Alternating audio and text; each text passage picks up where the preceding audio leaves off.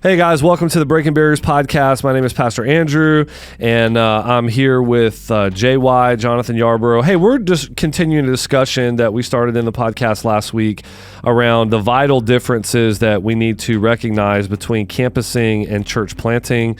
One is a growth strategy, one is a multiplication strategy, one is for 30 years, one is for the next 300 or even 3,000 years, and our legacy is really tied up more in what's going to happen generation after generation after generation in those church plants. So I hope you guys enjoy this. We're going to jump back in. This is Breaking Barriers, where we help pastors and churches grow so that they can go.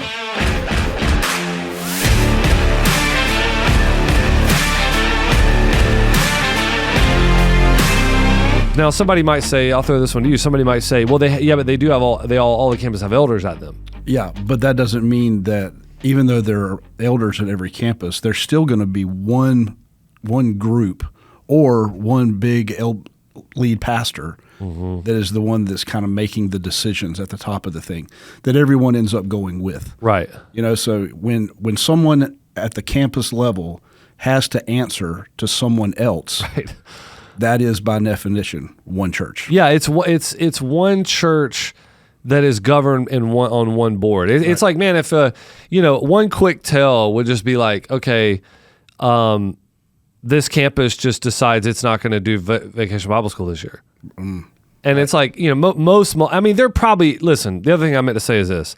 We're talking about the majority here. Yeah. We're talking about the normative. I mean, I'm sure that on both sides of the discussion, there are fringe. Yeah. There might be multi-site models that are so loose that it is more like a church plant or something, But, most of the ones we're talking about are not that. And most of the ones we're seeing counted as church plants are not really that. They're really just a triangle that maybe has a lead that has a live preaching. Yeah. Live preacher. Maybe it's a triangle with one side that's a little bit longer than the other. Yeah, like I mean it's very, and the stuff is very superficial. It'll be like, well, we pick one song, and that makes we're autonomous. Right. It's like, man, the whole thing is the same thing. We have a different color scheme. Yeah, but it would be like the the issue that I raised. Like if somebody said, we're just not going to Vacation Bible School this year. We just decided we're not philosophically into that. I mean, most normative kind of multi-site churches, that's like, no, that's not really how this works. or even even a different point. We're going to change some of the language on our mission statement. Right. We don't think that quite fits our context. So we're going to change these few words. That's an even better example. Like, I mean, we can act like, in my opinion, we can sort of act like there are like 5 or 6 different things. Mm-hmm. But when you say, well, if it's a different thing that doesn't get to define its own mission, we're like, well, no. Right. Of course it doesn't. It's under one elder board. There's really one lead pastor. Right. Like it's not a bunch of things. It's one thing that is put in a bunch of expressions. Mm-hmm. It's, in my opinion, it'd be closer to saying it's one church with 5 or 6 services on the weekend than you would say it's 6 campuses that are actually a church planning thing. Yeah. It's really closer to that, But that's what the campus model is. You're replicating the same thing. Now, the church planning model is, and this is a very rudimentary example, but I do feel like there's confusion in this stuff, is when the triangle plants 4 or 5 things, but they are not other triangles. There are stars and circles and diamonds. And diamonds. And hearts. And smiley faces. Yeah. So, and smiley faces and hearts. And in that instance, it's just totally opposite. Yeah. There's not one lead pastor. There's not one governing board. They are different organizations, literally, like in the government size. I mean, we even joke about it, but it's like when we plant churches, we can try to coach those church planners. Hey, we think you ought to do this in this situation, and they don't. And most of the time, they don't. But if it's a campus, that's a different story. Yeah, it goes a different way. That's exactly right. Because it's one thing. That's right. I don't know. I feel like it's redundant, but it's almost like, hey, man, this is where we are right now. Yeah. People we're confused on this. It's like, no, that's one, and these are many. They're both vitally important. Like, I don't want this to come off in any way as like being negative toward campuses. We love multi-site. Yeah, we're not diminishing the value of the multi-site model in any way whatsoever. We're actually saying that it's important to get to what's the real objective. Yeah. So if the objective is this. That's what I was trying to drive at with that lowering the bar stuff earlier. Yeah. So if the bar has been up here for what a church plant is, let's not lower the bar Right. to say what counts something that's not a church plant as being a church plant, because then we never get to what we're trying to drive for. Right. That becomes the finish line. That's exactly right. Yeah. And as I've told our staff, one of the most determining factors of success is what you believe about it. Like if you really believe we're not going to get there, you won't. And I'm not saying if you believe you get there, you will, but if you got there, it's because you believed it. That's right. And so, for us, we're like, hey, we believe, and I don't care if it's one every 20 years or whatever, but we believe churches should be trying. We can't bear the fruit. Yeah. Churches should be trying to grow and go. Yeah. And we don't want to say that that those two things are the same. Because what happens if we do that, man, is we end up not getting the starfish. And that's what we want to really talk about here for a few minutes, okay? Because we feel like the starfish is where our legacy as a church and where we think most churches' legacy should be. I love the Zinzendorf quote, I want to preach the gospel, die, and be forgotten. Yeah. And that's how, honestly, man, that's how churches should be. It's like, I'm fine with branding. I'm fine with having color schemes. I'm fine with posting all over social media and all that. But because it's effective in the moment and it helps people awareness and all that. But at the end of the day, we've also got to understand that church is going to die. Mm-hmm. And the DNA that we put in others, just like our kids, man, just like the legacy that we leave in kids and grandkids and great-grandkids, godly heritage, our legacy is going to be bound up not in that local centralized organization, but in a decentralized organization. Do you want to? I'll do the analogy of the starfish and spider. But I mean, do you mind just setting up because I know you like that book too. Like what? Just set up for people who haven't heard it. Set up the idea of what is a starfish, what is a spider. Yeah. So when you look at a starfish and a spider, both of them, when you're looking from far away, they both have conceptually kind of the same thing. It's one body, and it seems like it has several different appendages.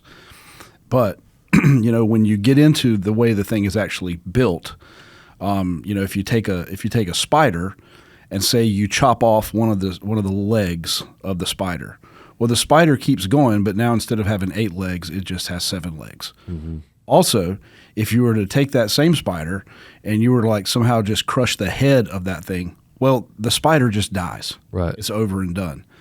Starfish is a different thing. There's all the study stuff, and we can get into all that if you want to, but where they came to learn that was with a particular kind of starfish. And so starfish, the DNA of that starfish is carried in every single cell of its body.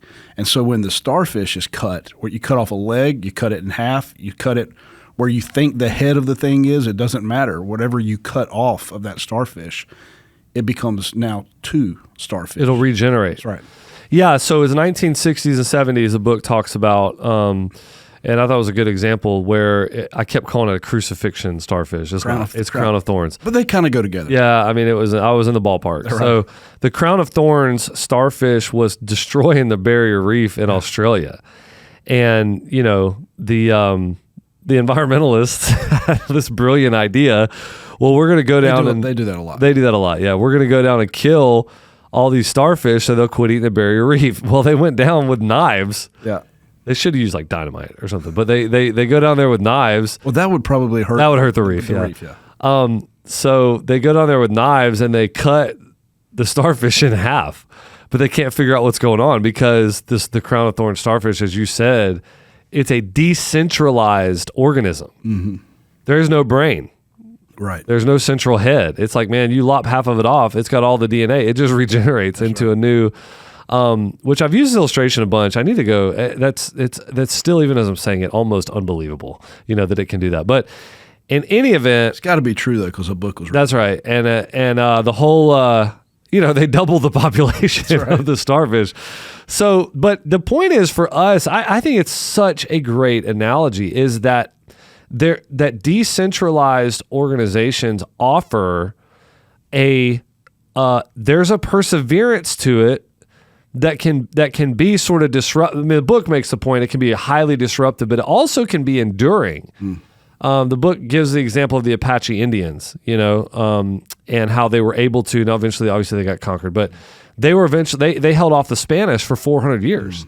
Whereas, these huge empires like the Aztecs and the Incas, they fell immediately. They had no firepower, disease, or military organization. They just got conquered immediately. And the Apaches are 400 years of being able to hold off the Spanish. Yeah.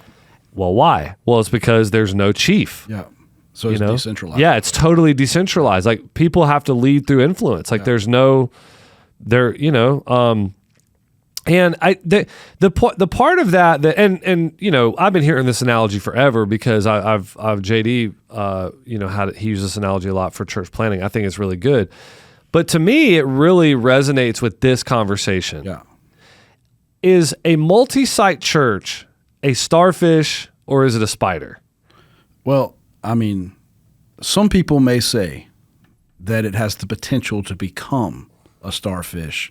Well, I'm going to tell you, you know what? Because if you cut the one thing off, then maybe it could become its own thing. If your brother was a girl, he'd be your sister. Right. Okay, so if, maybe, potentially, right, is the thing a spider or a starfish? When it comes down to it. When it gets right down to it. The multi-site model is the spider. Mercy Hill Church is a spider. That's right. That's what it is. Mercy Hill Church is a spider, but the Mercy Hill Collaborative, that's the church planting network, that is the starfish. That's a starfish, man. And I think the most clarifying question in some of this stuff is when you say, what happens if you crush the head of the organization? So let's just run that down. Yeah. Let's just run that down. So let's say something disastrous happens, and let's say at one of the campuses of Mercy Hill. Let's start there. Something disastrous happens with one of the campuses. The campus has to get shut down. What happens to Mercy Hill Church? We lost a leg. There you go.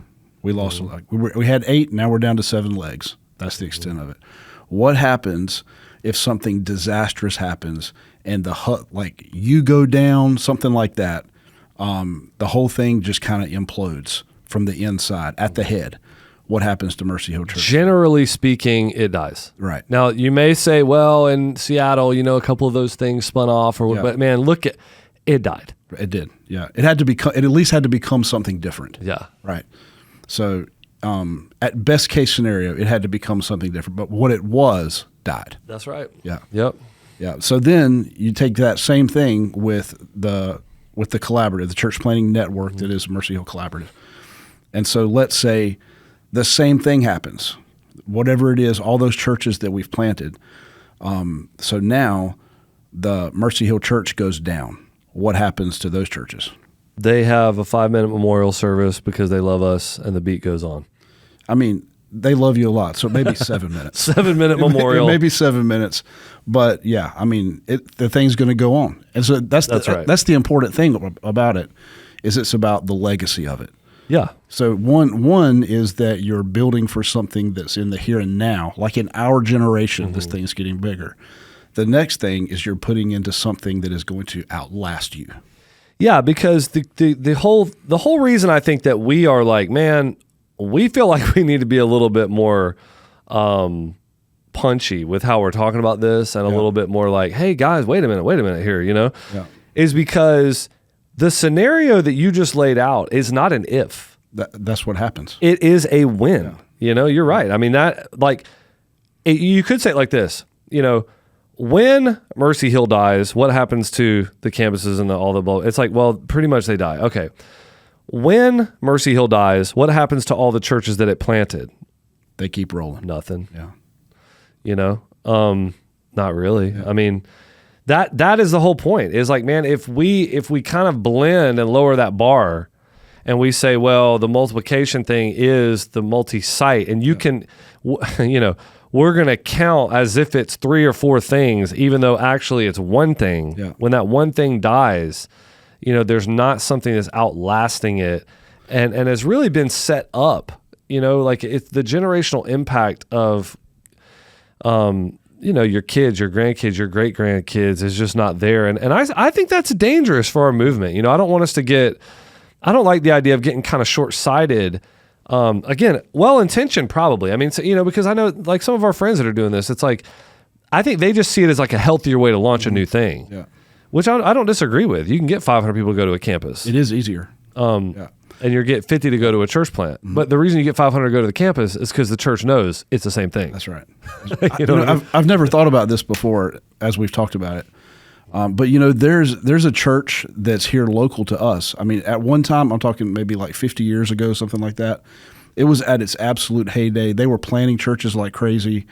And then it just surprised everyone when this church a few years ago just closed its doors and died, gave everything away.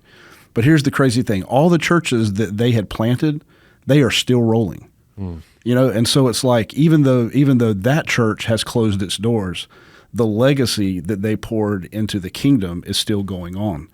If they had started doing the multisite thing back in those days, and then it had grown to several different campuses or whatever, and then they had to shut the doors of that main campus, we'd be in a completely different place right now. Yeah. So their impact in the city had to do with them multiplying the same way the starfish does. That's right. Yeah. So we have goals that are around starfish and spider. Yeah. And we would say, man, I think that's really healthy for everybody. I mean, again, this is not like a mega thing. It's like if you're 50, 100, 500,000, whatever, that you can still have goals around church planning, starfish, growth, spider. Yeah. Whether you're ever going to be multi-site or not, you can multiply services. You can try to add, Sunday school classes. Yeah. I mean, there's things that you can be doing that are goal-oriented things that are sort of in the growth category. Yeah. So, man, we'll start like this. I'll talk about some of our things for growth in a minute. Why don't you talk about some of our big goals that we have in the starfish side of things when it comes to just sending, church planting? Because it's not just other church plants. I mean, we have missionaries that go out and then they help start churches that we'll never even know how far the starfish went. Mm-hmm. You want to start with those? No, go ahead. You want me to start with this? Yeah, just start with some of the starfish stuff. Yeah, so, when we talk about one of the big goals that we're chasing in 2032, by 2032 is we want to be able to send 500 away from our church, sent out ones, we call them. So that's going to be someone who leaves for 2 or more years that's going to go be a part of a launch team for a church plant, or it's going to be somebody that leaves and goes to a different country as a missionary. Mm-hmm. And so that's how we count those. Some of the other things that we have around that, we want to see us plant so many churches that it gets to a place where there are more people that are worshiping in the entire family of churches that we've planted that are at Mercy Hill Church worshiping. We have goals around that kind of stuff. Out of that 500, we want to see at least 150 of those be sent to the nations. Rather than just in church planting. I love how our missions guys have moved that from 100 to 150 without anybody telling them that was okay. They definitely have, and it's being chased down. It's like they got it figured out now that we got to get 11 a year, and that's where we get. That's where we get. Man, I freaking love it. Let's go. It's great stuff. So yeah, those are some of the goals around sending, and then obviously we have goals around how large we want to be able to see the collaborative get. We have goals around. I want to see 100,000 worshipers. Yeah, we want to see that kind of stuff. We want to be fast out of the gate with being able to launch another collaborative. So like a Redeemer Church that's in our collaborative over in Rocky Mount right now. We would love for them to be able to start a new collaborative. In the years to come. Right. So just those are some of the goals around multiplication. Yeah, I mean, because that's so funny. I mean, that conversation, you could start talking about it like starfish and spider. Like, is Mercy Hill Collaborative a starfish or a spider? Right. We know the churches that we plant is highly starfish-like, but when you start thinking about that, we want to plant others. Right. So that's almost like, well, that's going to become the starfish whenever you start multiplying collaboratives, Man, that's great. In terms of the growth stuff, like, man, we have goals around this stuff. I wrote a 3-year vivid vision that we could maybe do some work around this podcast on, but we have some big goals around that. I would love to see Espanol in a new space. We want to see our middle school and high school camps being so large that they're having to be different weeks of the summer. We really want to launch another campus in the next year and a half. I think we're looking forward to some event-based things. I think the fall 2026, we're slated to have sort of a church at the ballpark idea. Yep. Where we end up with, try to do one large gathering of the entire church. Mm-hmm. And ultimately we want to see by 2027, 6,000 on two non-holiday weekends of plus 6,000 is what's in my mind. Those are growth things. We're going to chase that stuff through multi-site. We're going to chase the stuff you mentioned through church planning. Right.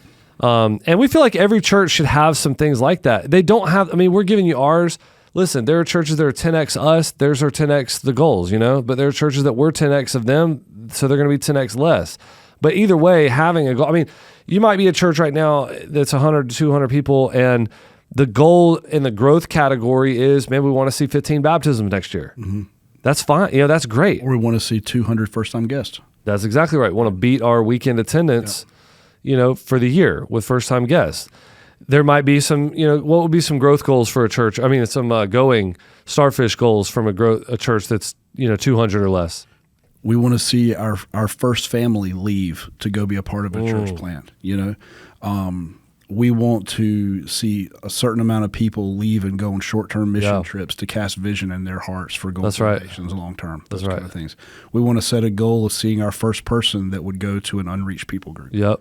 Those would be some of the kind of goals that you want to think partner with a church plant. Yeah. We want to partner well. And so it's like, man, no matter where we are, we all have opportunities that we can step into both of these worlds, and we don't want those things to get blended up. Mm-hmm. And let's think about making disciples and multiplying churches, or however it is that you say that. So let's end the podcast like this. I think we should just try to name maybe 2 or 3 reasons why we think this matters. Why does it matter to try to continue to make this distinction? And I'll start here. I think that if we become satisfied with campusing, we will not push into church planning. Yeah. We're not going to be willing to go through the pain of planting if we feel like we're getting sort of the momentum and the punch of the planting game by multi-siting. Yeah. Because campusing is easier. And it is, it almost doesn't require that much sacrifice if you're going to continue to maintain that is all one church, So you've talked about this on other podcasts, but just in case whoever's listening hasn't heard you talk about it, can you hit the whole magnet thing that comes out of exponential? Yeah. I think that's really important here. Yeah, and I think what I'm going to get into here before I forget, like Randy, I don't know how good we do with this. We probably don't do a good job with it. We should. Randy was a real hawk for the first few years when we launched Clifton Road campus, because I kept saying we're planting the campus, and he kept saying it's not a church. Don't say you're planting it. You're starting it. Okay. You're starting it. It's not its own seed going in the ground. It's another. And I think we could do better with our language around that stuff. But the point is, he's right, and I think that the magnet thing from exponential is a really good thing to think about here. We're not going to go through the pain of planting churches if we can get sort of the pleasure from planting campuses. It's a lot easier, So the magnet is basically, when you think about church growth, you think there are churches that are declining, churches that are plateauing, churches that are adding, churches that are reproducing, and then churches that are truly multiplying.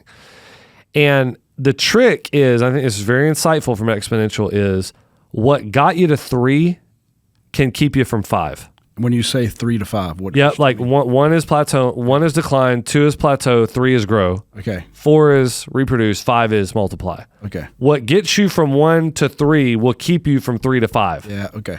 And the way that they say it is number 3, growing, is a magnet that pulls from both directions. Very insightful. Man, if you are declining or plateauing, you need to be pushing hard into growth. Once you're in growth, that growing and the feeling from that, and things are getting bigger, and we have more money, and there's more resources, and that'll keep you from wanting to start reproducing and multiplying. You'll stay satisfied with it. Yeah, you'll stay there, man. You'll just stay right there. It's a magnet that pulls both ways. To me, this discussion is very similar. Like if you're thinking, hey man, we want to get towards church planning, multi-site is a great idea. Right. we've talked about it already on this podcast. The leadership multiplication, the idea of your people stacking yeses. Yeah. If you want people to go on a church plant, get them to go to a campus first. 90% of our last 2 church plants, the whole team was built from campuses that were not our home and hub. Right.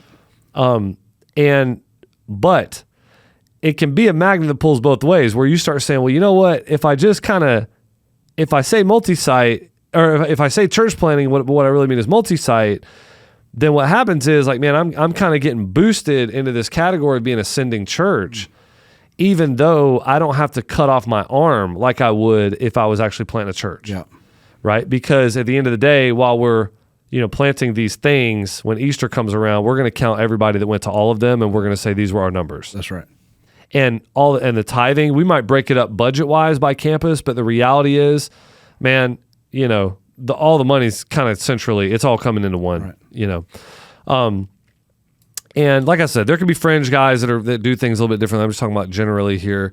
So I just think there's a danger in that, and I think that, like, it's really the raising the bar thing and lowering the bar. If we know that multi-site can keep us from wanting to get all the way into church planning, if we let it, then we got to fight against that. And I think we fight against that by making a pretty big distinction. One thing is, I would like to ask you, why do you think?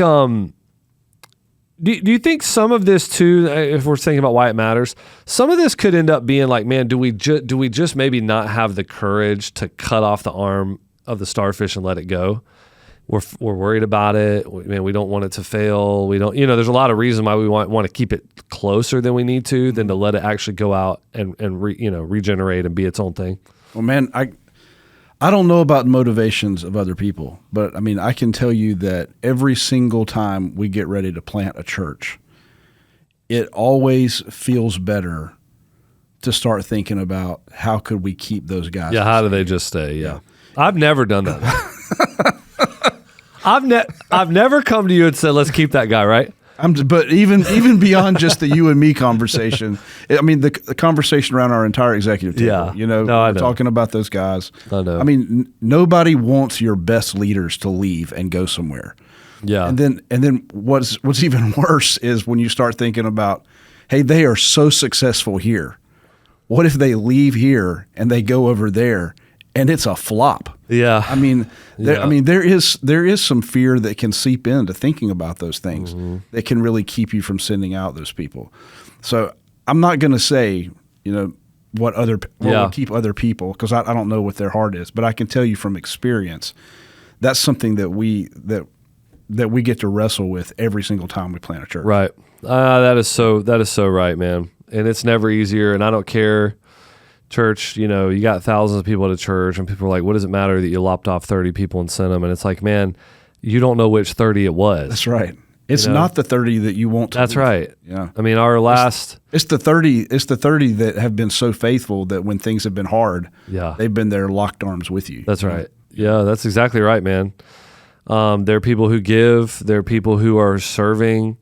I mean, our latest church plant that's going out, it's the first time we've planted a church in our own city, which is really interesting, because it's like, man, they're only a few miles from each other, our Clifton Road campus and our new church plant, but one of them is absolutely a spider, right, and one of them is 100% starfish. Yeah.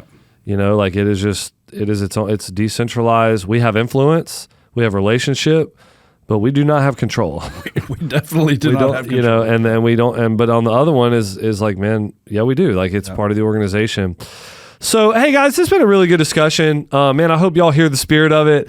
Man, we got friends in this world that do these things differently, but we're obviously that we deeply respect. Yeah, for sure. But I think that we're pretty passionate about this stuff, and we love to start conversations and see where they go. So, man, blast away on the Facebook group that we have, the private group that we have, if you're not part of that. Also, guys, our Breaking Barriers, we have our one-day events and our conference that's coming up. So check out breakinggrowthbarriers.com. And, man, that's it.